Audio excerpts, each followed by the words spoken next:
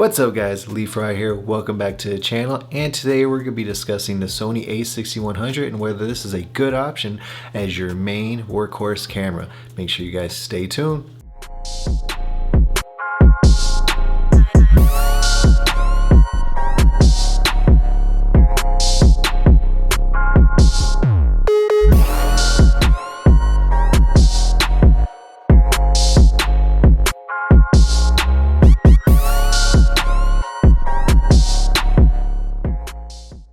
Alright, what's up guys, welcome back. So if you're new to my channel, the kind of things you guys will see here is reviews, tips, tricks, tutorials for the budget filmmaker slash content creator. So if that is something you're interested in, consider subscribing right now. So we're gonna go ahead and get into this video guys about the Sony a6100 and whether this can be a workhorse slash main camera for you. So real quick, we're gonna go over some of the specs. It's not gonna be in-depth video about the specs, but I'll shoot a few specs to you guys so you guys have an idea if you're not familiar with this camera. It has a 24 megapixel APS-C size sensor, shoots in 4K up to 30 frames per second, 1080p at 120 frames per second. It has a fast 425 point phase detection autofocus system. It has this nice flip up LCD. It is not touchscreen, it is only touch to focus. Otherwise, it is not touchscreen. There's no touchscreen functionality with it. It has some pro features as far as you can do focus peaking, zebra lines, histograms, all that good stuff on this thing. You can monitor your audio, the grid lines. It has all those features on the screen so you can, make your shot as good as you possibly can with all the tools that the camera has. Some things it does not have. It does not have any picture profile, so no log. It's just basically a standard picture profile, which I adjust myself so I can actually add some saturation and contrast back in post so I can have some control over my image. It does not have any IBIS, which to me again is not a big deal. If you're watching my videos in the past, you will know IBIS is not a big deal to me. I have not owned a camera with any IBIS, so again, not a huge deal to me. So those are some of the quick specs, some of the positives, some of the negatives. So for me to consider a camera to be my main workhorse camera, it's got to be able to do three things. One, it has to have great, not great, but good or above average image quality. It has to be versatile and ease of use. So those are the three things that I look at to decide whether a camera is going to be good for me to use as my main camera. So first off, we're going to go into image quality, and to me this camera produces an amazing image, a very detailed, sharp, crisp image. It shoots in 4K at 30 frames per second. But the 4K in this one, if you guys don't already know, is a 6K image that is downsized to 4K, which preserves a lot of the sharpness and detail in the image. So image wise, this thing nails it. It has a great image. I don't want to say perfect, but it has a very, very good image. I love the image on my GH4 that I'm shooting on, but this one, if you watch a few videos prior when I kind of compared this one, the GH4 and my Canon M50, this thing I felt like had the better image compared to the GH4, but I still love my GH4. I can't quit this thing, so I'm shooting on it right now. But sometimes with this camera and the image quality, it makes it hard to want to pick this thing up sometimes. But irregardless, it's not about the GH4. This is about the a6100, and image quality wise, this thing does an amazing job. As far as versatility, what I mean by that is, can you do multiple things on this? Can you vlog? Can you use it as a talking head camera? Can you make your own projects with it? And in my opinion, this is yes to all three. It's a great vlogging camera. You have the flip LCD screen, so you can see yourself while you're vlogging. You're gonna see yourself. It's not gonna, you're gonna know whether you're in focus or not. And it has very fast, very reliable autofocus, so you're not gonna have to be constantly staring at the screen wondering if you're in focus. You can tap the focus or just start recording and it's going to catch your face and it's going to lock on. It's going to stay in focus 99.9% of the time, which is so nice. So nice. This is the first camera, and the Canon M50. These are the first two cameras that I've owned where I can really sit there and say I trust the autofocus to work. So for me, that's one thing it's got to be able to do. And as far as being versatile, it has to be able to do that, and it does that very well.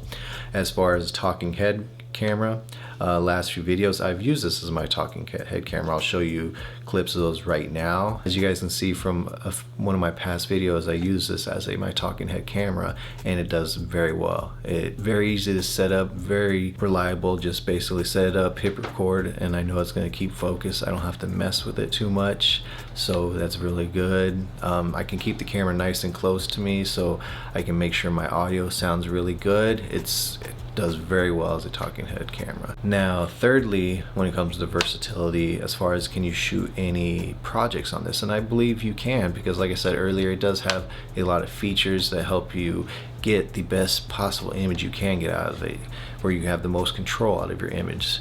Obviously you want to shoot in manual mode, you can control all your settings. Again, it has the focus peaking if you want to do manual focus. It has the zebra lines so you can control your exposure. It has the grid lines so you can make sure your alignment on your shots is where you want it to be. So yes, I think you can produce a lot of good projects on this camera. I'm going to just show you some stuff that I've shot. No official projects, but just kind of some stuff that I put together. Mostly just some videos of my kids and stuff like that. But as you can see, you know, even if it's just something like that, it does produce very well, and you can get a very good quality video out of this camera. And thirdly, ease of use. Now, I know some people might think Sony cameras aren't that easy to use, and I will say yes, and I'll say no. When I say no, it's just because you don't have the touchscreen functionality like you have on my GH4 or my M50. M50, hands down, is the easiest camera to use. Control pretty much everything right there in front of the camera. But when I say ease of use with this one, it's very easy to use because, like I said earlier, I can set it up as a talking head camera. I can make sure my shots align, my colors are where they want them to be, my exposure is where I want it to be. I can hit record, and I know it's going to work. I know it's going to keep me in focus. I know it's going to do everything that I expect it to do. So that's what I mean by ease of use. I don't have to mess with it too much after I press record. I just can pretty much set up real quick and go. With the GH4, it's easy to use, but also there's a few extra steps I have to take to make sure everything looks good. Again, this has horrible autofocus, so I have to make sure to set things up so I can have myself either close enough where I can do the manual focus, or I have to set up my iPad to set up the Panasonic app so I can make sure to set my focus, because I can't trust the autofocus. So that's what I mean, ease of use. This thing can set it up, line everything up, and press record, and we're ready to go. So in conclusion, after you guys have heard my arguments with this camera as far as whether you can or can't use it as a main camera, I'm going to say yes, you can. Obviously, you guys already probably figured that out. Even though it's considered the budget option, you know, the Sony lineup compared to the a6400 or the a6600, or if you even want to go up to the full frame cameras. But like I've said in the past video when I talked about this camera is amazing. It can basically almost do the same things the a6400 and the a6600 can do, with the exception of a couple things. So if you're on a budget and you want a main camera that you can go out, you can vlog with, you can be doing talking head videos, or if you want to make your own projects, this camera is great for all that, in my opinion. And one negative I said in the video earlier about the IBIS in regards to the projects, the good thing about these a6000 line of cameras is they're so light, and even though most of them, minus the a6500 and the a6600, have IBIS, if you're wanting to shoot any projects, you want to make sure you can get those nice smooth shots and you don't trust your handheld skills. These things are so light, they would be very easy to mount on a gimbal. Wouldn't take a lot of effort to balance them. You can even use the handheld stabilization, or stabilizers I should say, and again, they're so light it wouldn't take much to stabilize these things. So that is another positive about these cameras. Again, any of the a6000 series cameras. So anyways, that is my little spiel on the a6100 and what it would be a good budget friendly main camera. So I give it a Big 2 thumbs up, guys. Alright, anyways, we're gonna wrap this video up. I hope you guys enjoyed it, and I hope you got some use out of it. If you're considering this camera and we're kind of on the fence, I hope this kind of helped you out, maybe answer some questions for you. So anyways, we're gonna wrap this thing up. If there's anything you guys want to see, please leave me a comment, let me know. If you're not already subscribed, please hit that subscribe button, hit that like button. Again, leave me a comment, and we'll see you guys at the next video. Hope you guys are staying safe and healthy out there. You guys have a good one.